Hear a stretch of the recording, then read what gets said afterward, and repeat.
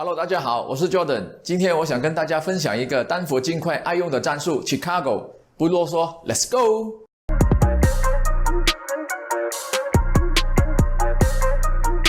金块是近年季后赛最具话题性的球队之一，他们前两轮分别在1-3落后的情况下逆转淘汰爵士和快艇，成为联盟史上首支达成这一纪录的球队，也展现了年轻金块的韧性。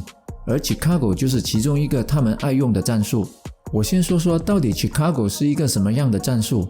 其实它就是很简单的 pin down 加 dribble handoff， 这样的组合就是 Chicago。它是联盟在攻击 switch 和 drop 的趋势。至于为什么叫做 Chicago， 这个问题恕我无法回答。如果你知道答案，可以留言告诉我。现在我们来看看金块如何运用 Chicago。经过 Grant 的 pin down 和 Plumlee 的 handoff， 追防的 Caruso 已经被甩开，而像 Morris 这样 drop 沉退，根本无法影响 Murray 的出手。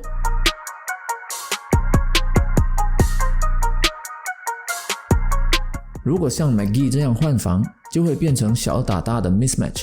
Murray 可以利用自己速度上的优势甩开 McGee 切入上篮得分。这一球的情况是一样的，经过 Millsap 的 pin down 和 Jokic 的 handoff， Murray 已经甩开追防的 KCP， 接着一个 hesitation move 过掉 Howard 上篮得分。我们再来看看 Chicago 还可以有哪些 options。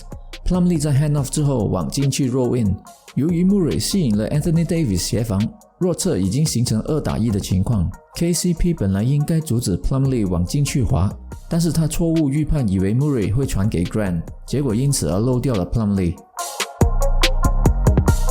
同样的情况， KCP 追防 Howard 沉退，弱侧的 LeBron James 一个守2个，他也是以为 Murray 会传给外线的 Jokic， 结果被 Grant 溜进篮下。再看这一球， Dozier 吸引了3名防守球员， Caruso 本来应该 tag the roller， 但是他担心漏掉 Murray 而不敢去协防，只能看着 Plumlee 完成漂亮的空中接力。这一球 Anthony Davis 选择换防，切断了 Murray 切入的路线，但是 Torrey Craig 利用 KCP 的视线盲点，及时空切找到了得分机会。